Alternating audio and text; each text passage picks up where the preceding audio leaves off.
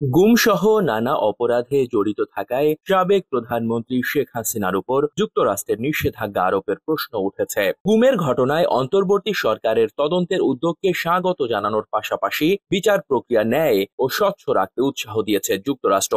18 December স্থানীয় সময় বুধবার মার্কিন পররাষ্ট্র দপ্তরের নিয়মিত প্রেস ব্রিফিংয়ে মার্কিন পররাষ্ট্র মন্ত্রণালয়ের উপমুখপাত্র বেদান্ত প্যাটেল এ বিষয়ে কথা বলেন।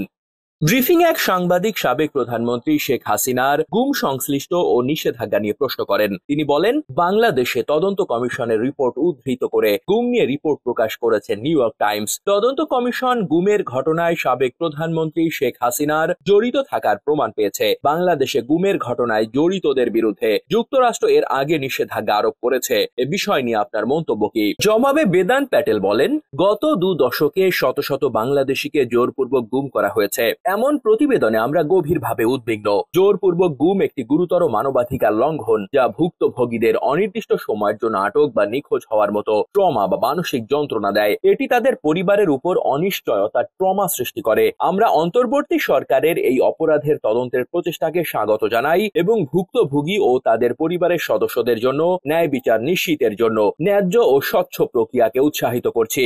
অপর এক প্রশ্নে ওই সাংবাদিক সম্প্রতি বাংলাদেশের জাতীয় নির্বাচনের সম্ভাব্য সময় ঘোষণা নিয়ে যুক্তরাষ্ট্রের অবস্থান জানতে চান। তিনি বলেন, বাংলাদেশ সরকার ঘোষণা করেছে যে সম্ভবত 2025 সালের শেষের দিকে বা 2026 সালের শুরুর দিকে নির্বাচন আয়োজন করবে। এ বিষয়ে যুক্তরাষ্ট্রের অবস্থান কি? বেদান্ত প্যাটেল বলেন, নির্বাচনের প্রস্তুতির জন্য বাংলাদেশের এই অন্তর্বর্তী সরকার কর্তৃক গৃহীত পদক্ষেপগুলোকে আমরা স্বাগত জানাই, যা শেষ পর্যন্ত বাংলাদেশের জনগণকে তাদের নিজস্ব নেতৃত্ব নির্বাচন করার সুযোগ দেবে। তিনি আরো বলেন, নির্বাচন আয়োজনের সময় নির্ধারণ এমন একটি বিষয় যেদিকে আমাদের অব্যাহত পর্যবেক্ষণ থাকবে। অবশ্যই এই পুরো প্রক্রিয়া জুড়ে আইনের শাসন, একইভাবে গণতান্ত্রিক মূলনীতির বাস্তবায়নকে আমরা উৎসাহিত করছি এবং যেমনটা আমরা সমগ্র বিশ্বে চাই, শান্তিপূর্ণ উপায়ে অবাধ এবং সুষ্ঠু নির্বাচন আয়োজনের পক্ষেই আমাদের অবস্থান।